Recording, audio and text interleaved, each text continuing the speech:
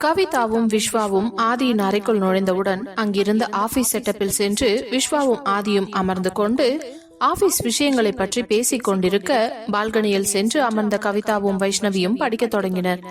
அதே நேரம் அனுவும் அவர்களோடு வந்து சேர்ந்து கொள்ள மூவரும் 9 மணி வரை படித்து முடித்துவிட்டு பிறகு இரவு டிஃபனை சாப்பிட்டு விட்டு உறங்க சென்றனர். இப்படியே ஒரு வாரம் கடகடவென்று ஓடியது. அவர்களுக்கு எக்ஸாமும் முடிந்துவிட்டது. அன்று மாலையே வீட்டிற்கு வந்ததும் கவிதாவும் விஸ்வாவும் தங்கள் வீட்டிற்கு கிளம்பி செல்கிறோம் என்று ஆதியிடமும் அவர்கள் வீட்டில் இருப்பவர்களிடமும் கூறிக்கொண்டு அவர்கள் வீட்டிற்கு புறப்பட்டு சென்றனர். வைஷுவுக்கு தான் கொஞ்சம் கஷ்டமாக இருந்தது. இந்த 2 வாரமும் கவிதா தன்னுடன் இருந்ததில் அவளுக்கு மிகவும் சந்தோஷமாக இருக்க, இனி அவள் தன்னுடன் இருக்க போவதில்லை என்று நினைக்கும் பொழுதே மனம் பாரமாகியது. அதை பார்த்த ஆதி ஆறுதலாக அவள் தோளில் கை போட்டு அணைத்துக் கொண்டவன், ஏண்டி ஃபீல் பண்றியா? நீ கவலைப்படாத சரியா? அப்பப்ப நாங்க உன்னை கூட்டிட்டு போறேன். சரிங்க என்று கூறினாள். இங்கே வீட்டிற்கு வந்த கவிதாவும் விஸ்வாவும் அனைவரிடமும் அமர்ந்து பேசிவிட்டு இரவு உணவையும் முடித்துவிட்டு தன் மனைவியோடு தங்கள் அறைக்கு சென்றான். தங்கள் அறையை பார்க்க எப்படி விட்டு சென்றார்களோ அதே மாதிரியே இருந்தது. என்ன விஸ்வா, அத்தை நம்ம ரூமை டெய்லியுமே மெயின்டைன் பண்ணிட்டு தான் இருந்திருக்காங்க போல. எவ்வளவு சுத்தமா இருக்கு. ஆமாண்டி, நான் இன்னைக்கு உன்னை கூட்டிட்டு வருவேன்னு அவங்களுக்கு தெரியும். நான் காலையிலேயே போன் பண்ணி அம்மா கிட்ட விஷயத்த சொல்லிட்டேன். அப்படியா, சூப்பர் என்றவள் மெத்தையில் சென்று விழுந்து விட்டு, அப்பாடா, ஒரு வழியா எக்ஸாம் எல்லாம் முடிஞ்சது. அட கடவுளே, இந்த எக்ஸாம கண்டுபிடிச்சவன் மட்டும் என் கையில கிடைச்சானா அவனை மிக்சியில போட்டு அரைச்சு போடுவேன். என்ன கேள்வி கேக்குறாங்க டார்ச்சர் பண்ணிக்கிட்டு. எவன் தான் இந்த படிக்கிற விஷயத்தையும் கண்டுபிடிச்சானோ தெரியல. முடியலடா சாமி, ஒரு புக்கும் எவ்வளவு பெருசா இருக்குது. இதெல்லாம் படிச்சு முடிக்க முடியும் வயசாயிடும் போல இருக்கு. விஸ்வா, என்னடி நீ இப்படி எல்லாம் பேசுற? உன்ன மாதிரியே நாங்களும் காலேஜ் எல்லாம் படிச்சுட்டு தான் வந்திருக்கோம். எங்களுக்கும் தெரியும். ஆனா நீ சொல்ற மாதிரி அவ்வளவு கஷ்டம் இருக்க மாதிரி ஒன்னும் எனக்கு தெரியலையே. ஒருவேளை நீங்க ரொம்ப படிப்பீங்களோ? அப்படியெல்லாம் இல்ல, எங்க செட்லயே ஆதிதான் டாப். அப்படியா? எங்க செட்ல கூட வைஷு தான் டாப். அது சரி என்று இவர்கள் பேசிக் கொண்டிருக்க அதே நேரம் கதவை தட்டும் சத்தம் கேட்க எழுந்து சென்று கதவை திறந்த கௌசல்யா நின்று கொண்டிருப்பதை பார்த்து, அத்த, கவி எப்போ இருந்து காலேஜ் போகணும்? சாட்டர்டே சண்டே 2 நாள் விட்டு மண்டேல இருந்து காலேஜ் போகணும் அத்த. சரி, ஓகே, இந்த 2 நாள் நீயும் விஸ்வாவும் உங்க வீட்டுல போய் இருந்துட்டு வரீங்களா? என்னது சொல்றீங்க? ஏன் திடீர்னு? இல்லம்மா, உங்க அம்மா தான் போன் பண்ணி சொன்னாங்க, டைம் கிடைச்சதுன்னா உன்னையும் விஸ்வாவையும் வீட்டுக்கு அனுப்புங்க அப்படின்னு. சரிங்கத்த, நான் விஸ்வா கிட்ட பேசிட்டு சொல்றேன். சரிம்மா என்றவர் புறப்பட்டு விட அவள் விஸ்வாவிடம் சென்று கௌசல்யா சொன்ன அனைத்தையும் கூற, அப்பொழுது விஸ்வாவோ, இப்போ அவசியம் போகணுமா கவி என்ற கேள்வி அவனை அமைதியாக பார்த்து கொண்டிருந்தாள். இல்ல, நம்ம இங்கேயே இருக்கலாமே. எனக்கு புரியுது விஸ்வா, நம்ம அங்க போனாலும் நமக்கு போர் அடிக்குதுதான். ஏன்னா அம்மா அப்பா மட்டும்தான் இருக்காங்க, தம்பியும் ஊர்ல இல்ல.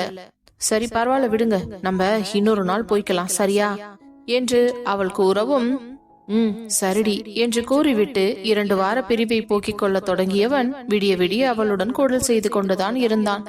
அவள் முழுவதும் களைத்து போனாலும் அவளை விடாமல் குடல் செய்து கொண்டிருந்தான். அடுத்த நாள் காலை தூங்கி எழுந்த ஹரி பிரியங்காவை அழைத்து கொண்டு கௌசல்யாவிடம் சொல்லிவிட்டு ஹாஸ்பிட்டலுக்கு புறப்பட்டு சென்றான்.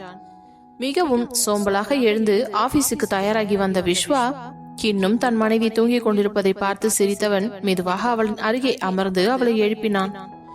என்ன விஸ்வா, எனக்கு ரொம்ப தூக்கமா வருது, நான் இன்னும் கொஞ்ச நேரம் தூங்கிக்கிறேனே பிளீஸ் என்று மீண்டும் உறங்கியவளின் முதுகில் ஒரு அடி போட்டு, இப்ப நீ எழுந்திருக்கிறியா இல்ல என்று அவன் பேச வரும்போதே அடுத்து அவன் என்ன சொல்ல வருகிறான் என்று புரிந்து கொள்ள பதறி துடித்து எழுந்து அமர்ந்தவள், இல்ல நான் குளிச்சுட்டு வந்துடுறேன் என்று டவலை எடுத்துக்கொண்டு வேகமாக பாத்ரூமிற்குள் ஓடினாள். அதை பார்த்தவனுக்கு சிரிப்புதான் வந்தது. பின்பு கண்ணாடியின் முன்னின்று வந்து தலையை சீவி முடித்து தனது ஆடையை சரி செய்து கொண்டவன் கதவை திறந்து கொண்டு வெளியில் வர அங்கு கௌசல்யா அமர்ந்து கொண்டிருந்தார்.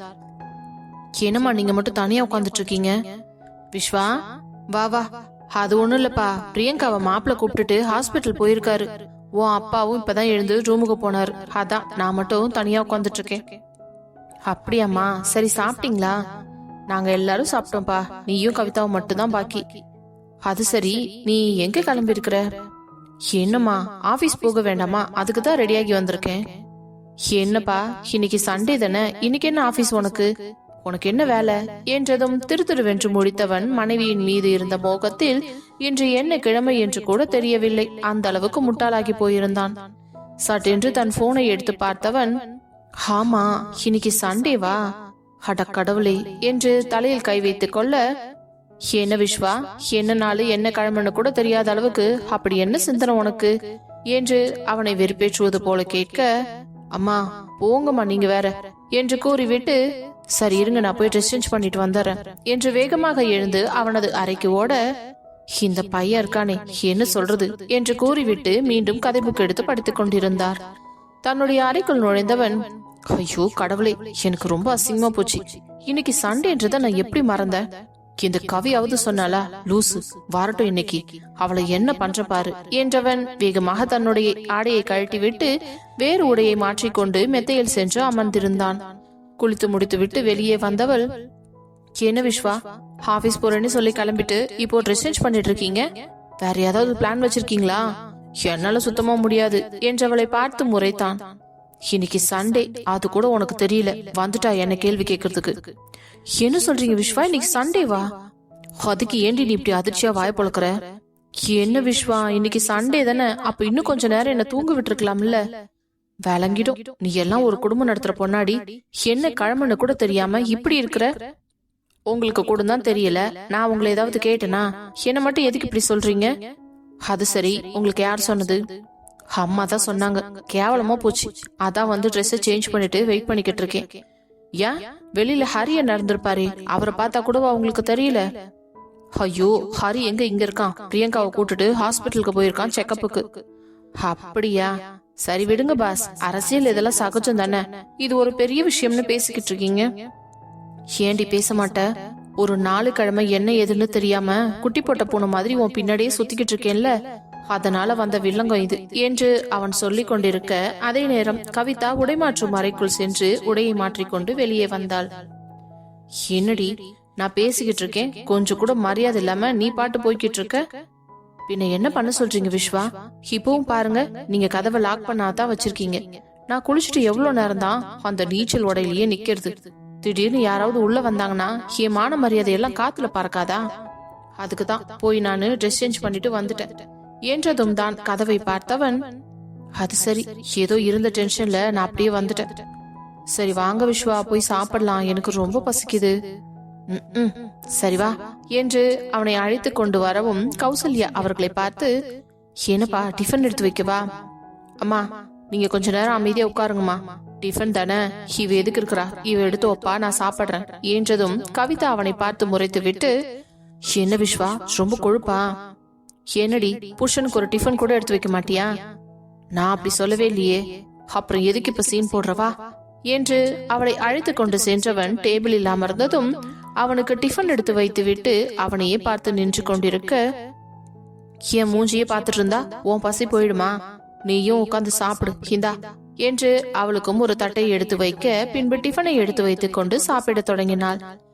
இருவரையும் பார்த்து சிரித்த கௌசல்யா, இன்னும் சின்ன பசங்களாவே இருக்காங்க என்று நினைத்து உள்ளுக்குள் சிரித்து கொண்டார்.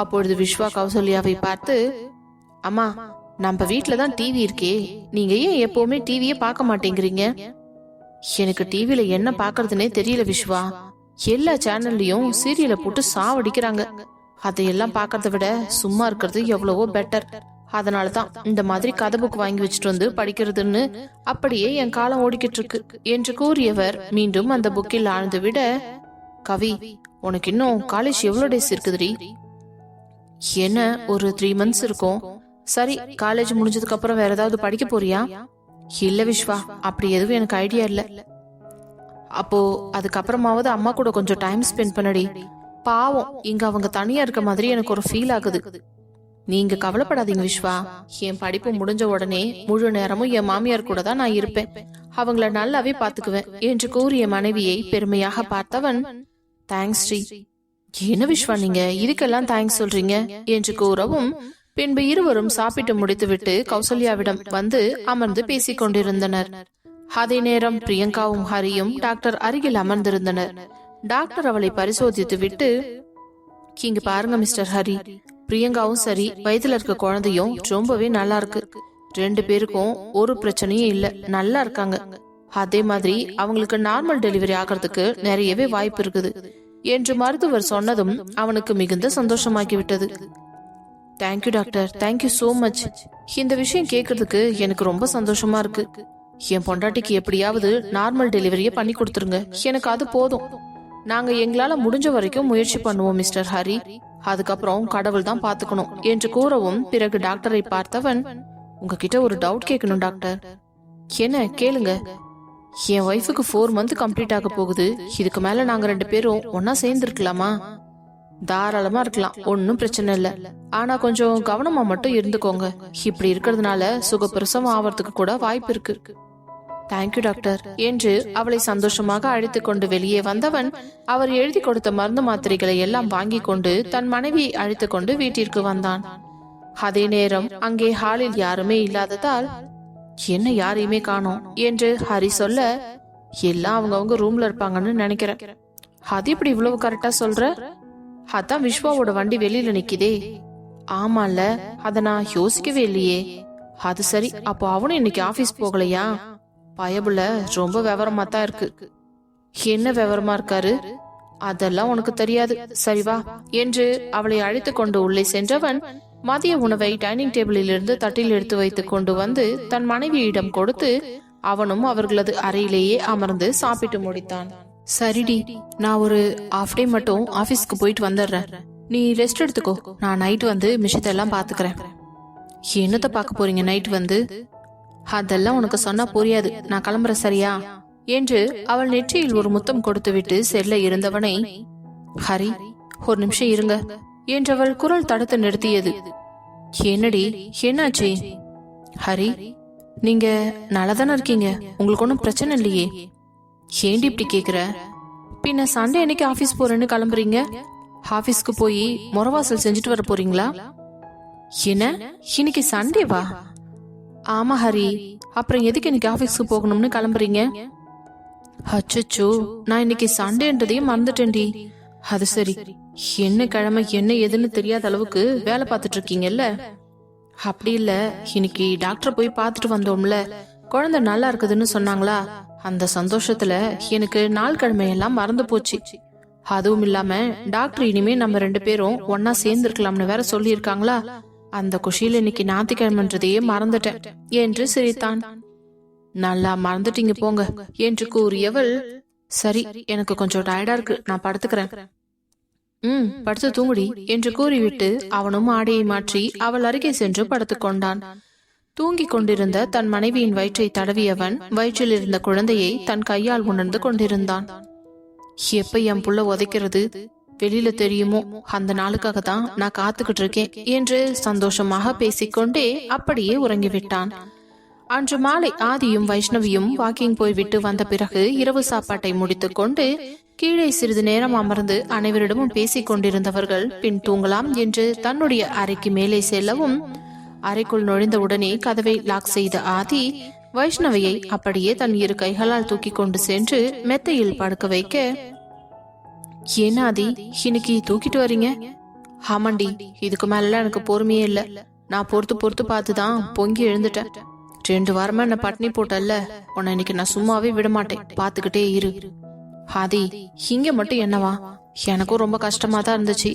நீங்க இவ்வளவு பக்கத்துல இருந்தும் எதுவும் பண்ண முடியலன்னு கொஞ்சம் வருத்தமா தான் இருந்துச்சு என்று கூறவும், அடிப்பாவி, இவ்ளோ ஆசையை மனசுல வச்சுட்டு தான் இன்னைக்கு பாரடி உன்னை என்ன பண்றேன்னு என்று வேகமாக 20 ஆடைகளுக்கும் விடுமுறை கொடுத்தவன் அவள் உடம்புக்கு மிகவும் அதிர்வில்லாமல் அவள் மேல் படர்ந்து அவளது உடல் முழுவதும் தனது முத்தத்தை பொழிந்து அவளது பெண்மைக்குள் நுழைந்து விட்டான். நீண்ட நேரம் அவள் மேலே இருந்து ஆண்டு கொண்டிருந்தவன் அவள் ஓய்ந்து விடுவாள் என்று நினைத்து தனது கூடலை முடித்துக் கொண்டு அவள் அருகே இறங்கி படுத்து அவர்கள் குழந்தைகளுக்கும் ஒரு முத்தம் கொடுத்து விட்டு, வைஷு, நீ இல்லனா என்னால ஒன்னும் முடியாது போல இருக்குதுடி. நமக்கு கல்யாணம் ஆகி எவ்வளவு நாள் ஆச்சு? நீ பிரெக்னன்ட் ஆகி கிட்டத்தட்ட 7 மாசத்துக்கிட்ட ஆக போகுது. அப்படி இருந்தும் என்னமோ உன் மேல எனக்கு ஆசை துளி கூட குறையவே இல்லை. எப்பவும் நீ எனக்கு புது பொண்டாட்டி மாதிரி தான் தோணிட்டே இருக்க. அதுவும் இந்த பிரெக்னன்சி டைம்ல நீ பாக்குறதுக்கு அவ்வளவு அழகா இருக்கடி. உன் முகத்துல ஒரு தேஜஸ் தெரியுது. என் பொண்டாட்டியோட அழகு என்ன தாறுமாறா தடுமாற வைக்குது. என்னால சத்தியமா என்ன கண்ட்ரோல் பண்ணிக்கவே முடியலடி. தயவு செஞ்சு என்ன தப்பா நினைச்சுக்காத ப்ளீஸ். என்னடா நம்ம இப்படி ஒரு சிச்சுவேஷன்ல இருக்கும் போதும் நம்ம புருஷன் நம்மள விடாம இப்படி தொல்லை பண்றாருன்னு நீ ஒரு நிமிஷம் கூட என்ன தப்பா நினைச்சுக்காதடி. ஐயோ ஆதி, என்ன பேசுறீங்க நீங்க? எனக்கு முடியல, எனக்கு பிடிக்கலனா நானே உங்ககிட்ட சொல்லிடுவேன். ஆனா எனக்கு இதுதான் பிடிச்சிருக்கு. அதுவும் இல்லாம நான் கூட நெட்ல எல்லாம் சர்ச் பண்ணி பார்த்தேன். ஆதி, இந்த மாதிரி நம்ம இந்த நேரத்துல இருந்தா நார்மல் டெலிவரிக்கு நிறையவே பாசிபிள் இருக்குதான். அதான் எனக்கு இப்பெல்லாம் ரொம்பவே இன்ட்ரெஸ்ட் வந்துருச்சு. அடிப்பாவி, எப்பத்துல இருந்து நீயும் நெட்ல சர்ச் பண்ண ஆரம்பிச்ச? என்ன ஆதி, நான் என்ன சின்ன பிள்ளையா எதுவும் தெரிஞ்சுக்காம இருக்கிறதுக்கு? எனக்கு டவுட்ஸ் இருந்ததுன்னா நான் என்ன பண்றது? அதுக்கு தான் உன் புருஷன் நான் இருக்கேன்ல, என்கிட்ட கேட்க வேண்டியது தானே. அதை விட்டுட்டு போய் இந்த நெட்ல கேட்டுக்கிட்டு இருக்க. எனக்கு உங்ககிட்ட கேட்கறதுக்கு ரொம்ப வெக்கமா இருந்துச்சு ஆதி, அதனாலதான். இன்னும் என்னடி வெக்கம்? கல்யாணமாகி இவ்வளவு நாள் ஆச்சு, இன்னும் எத்தனை காலத்துக்கு தான் வெக்கப்பட்டுட்டே இருக்க போற என்றவன் போர்வையை எடுத்து அவளுக்கும் தனக்கும் போர்த்தி கொண்டு அவள் நெற்றியில் தன் எதிரை பதித்தவன், சரி படுத்து தூங்கு, நாளைக்கு நம்ம எங்கேயாச்சும் வெளியில போலாம். போலாதி என்றவள் அமைதியாக படுத்து தூங்க அவன் அவளை அணைத்துக் கொண்டு தூங்கிவிட்டான். அதே நேரம் வழக்கம் போல அனுவும் கார்த்தியும் அவர்கள் காதலை போனிலேயே வளர்த்து கொண்டு நாளை கல்லூரியில் மீண்டும் சந்திக்கலாம் என்று சந்தோஷமாக உறங்கி போயினர். அடுத்த நாள் காலை எழுந்த அனு பரபரப்பாக தயாராகி கொண்டிருந்தாள். இன்று கார்த்திகை நேரிக்கில் சென்று பார்க்க போகிறோம் என்ற சந்தோஷத்தில் வேகமாக கல்லூரிக்கு கிளம்பியவள் சாப்பிட்டு முடித்துவிட்டு கொஞ்சம் நேரத்துடனே புறப்பட்டு விட்டாள். அதே போல காலையில் எழுந்த கவிதா அவசர அவசரமாக புறப்பட்டு காலை உணவை முடித்துக் கொண்டு வெளியில் வரவும் விஸ்வா அவளை அழைத்துக் கொண்டு சென்று கல்லூரியில் விட்டுவிட்டு ஆபீஸிற்கு புறப்பட்டான். அங்கு சென்ற கவிதா அதே நேரம் அனு வருவதை பார்த்துவிட்டு, அனு இப்பதான் வரியா?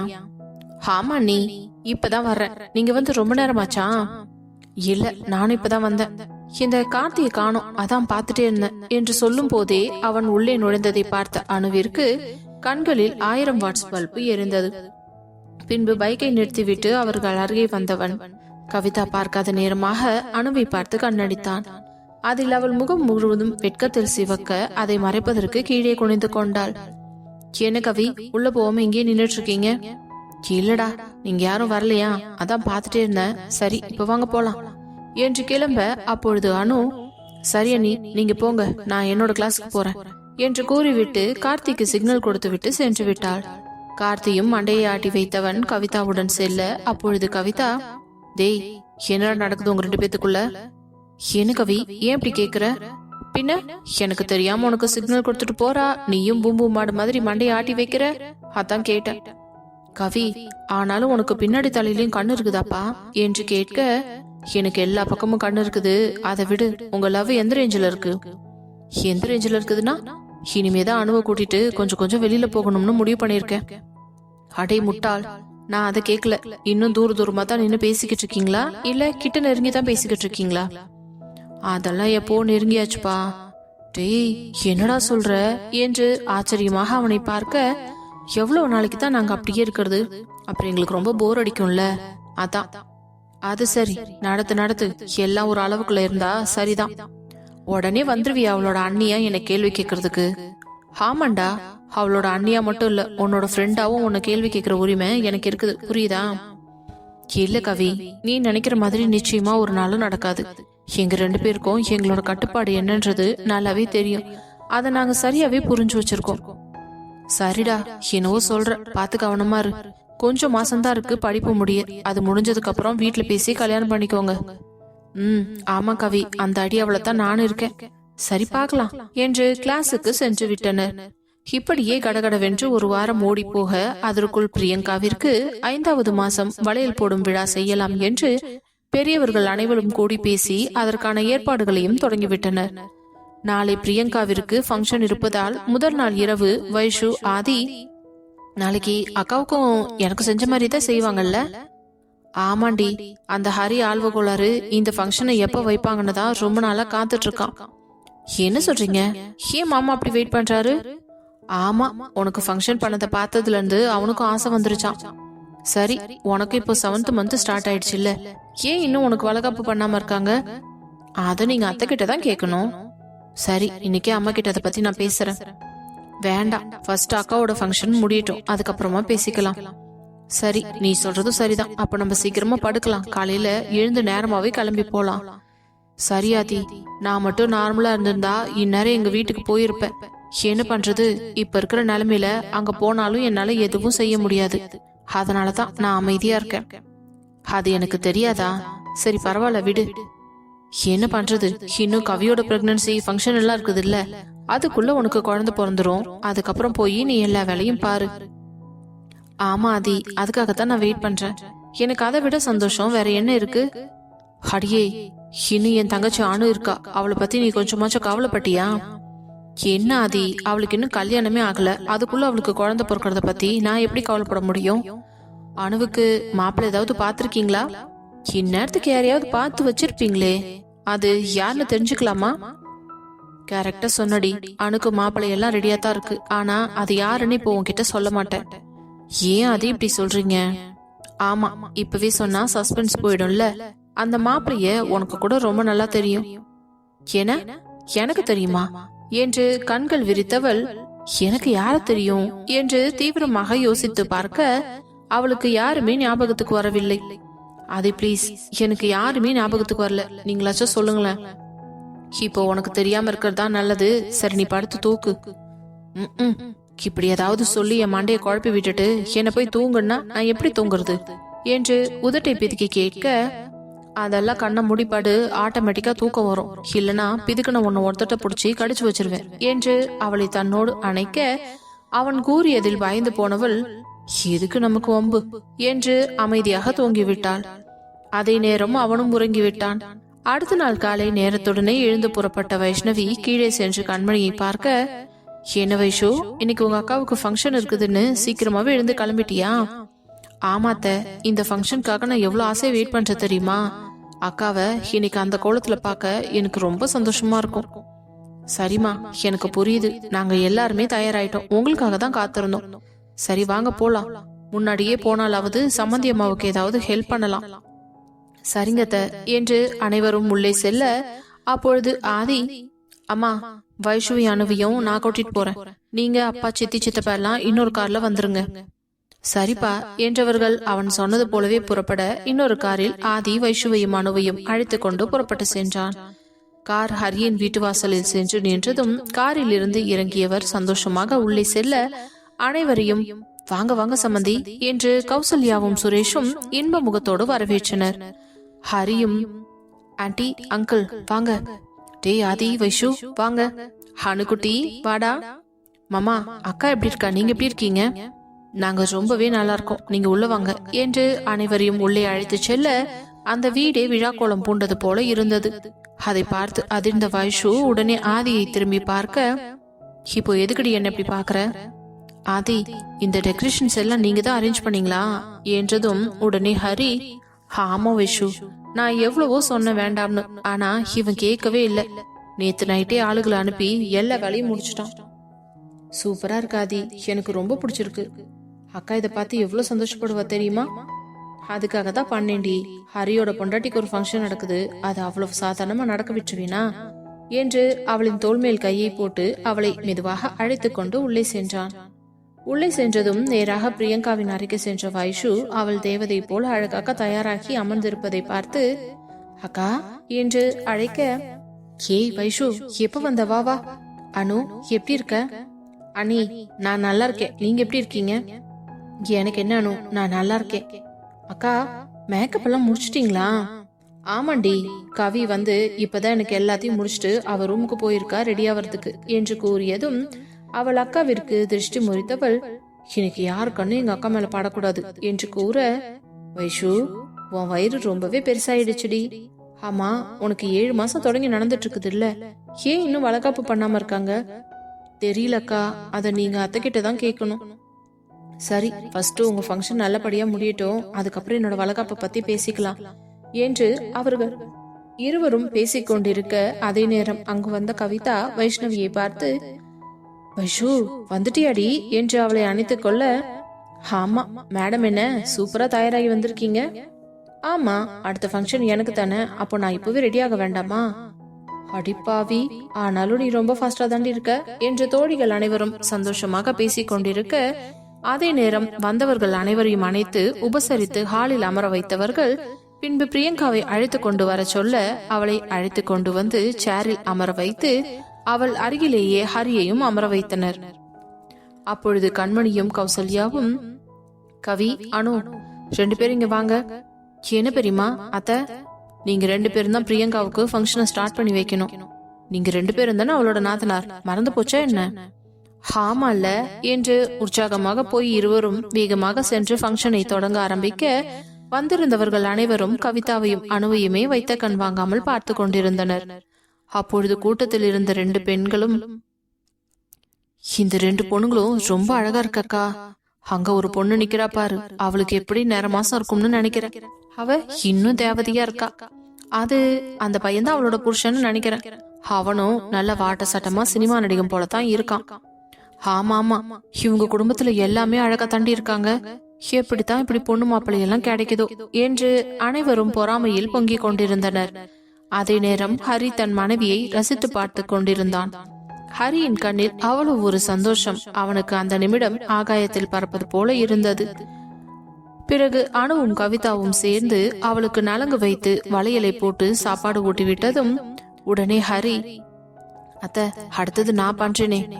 பண்ணுங்க மாப்ள, இதுல என்ன இருக்கு என்று கூற தன் மனைவியின் கன்னத்திலும் கைகளிலும் சந்தனம் தடவி குங்குமம் வைத்து பன்னீர் செலுத்து அச்சதை தூவியவன் அவள் கையில் அந்த கண்ணாடி வளையலை எடுத்து போட்டுவிட்டு அவள் நெற்றியில் ஒரு முத்தம் வைத்தவன், இன்னைக்கு நீ ரொம்ப அழகா இருக்கடி என்றதும் அவனை பார்த்து கியூட்டாக சிரித்தாள்.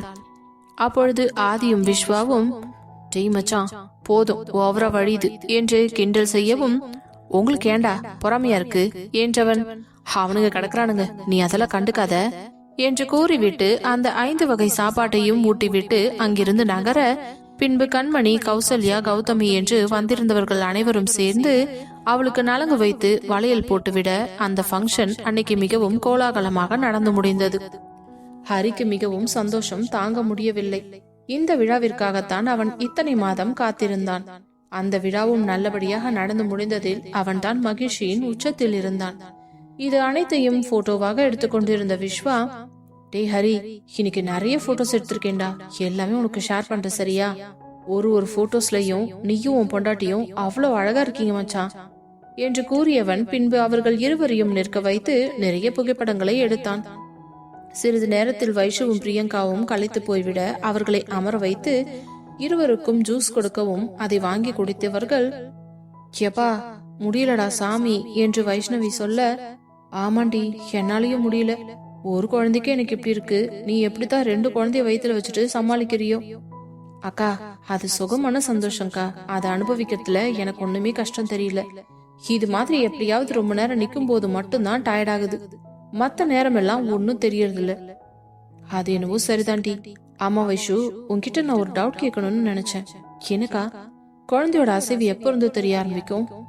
அக்கா, உங்களுக்கு 4 மாசம் முடிஞ்சு 5 மாசம் தொடங்கிடுச்சு இல்ல, இனிமே எந்த நிமிஷம் வேணாலும் அந்த அசைவு உங்களுக்கு தெரிய வரலாம். கவனமா கவனிங்க.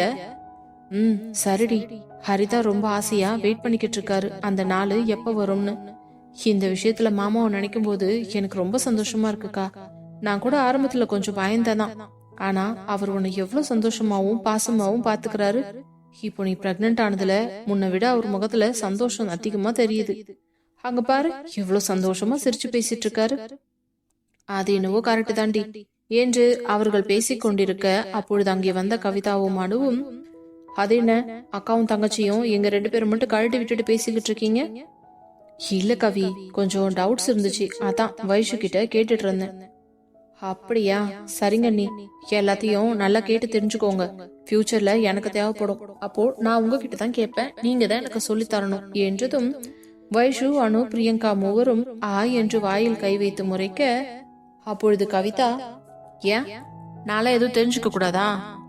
தெரிஞ்சுக்கலாமா தாயே, முதல்ல நீ பிரெக்னன்ட் ஆகு, அதுக்கப்புறம் உனக்கு ஒரு விஷயமா நாங்க சொல்லித்தரோம் என்றதும், சரி சரி, நானும் அதுக்கான முயற்சியில தான் இருக்கேன் என்றவள் அணுவை பார்த்து நாக்கை கடித்து கொண்டு, வைஷு என்றதும், வாய மூடு, பக்கத்துல ஒரு சின்ன பிள்ளைய வச்சுக்கிட்டு என்ன பேச்சு பேசிக்கிட்டு இருக்க?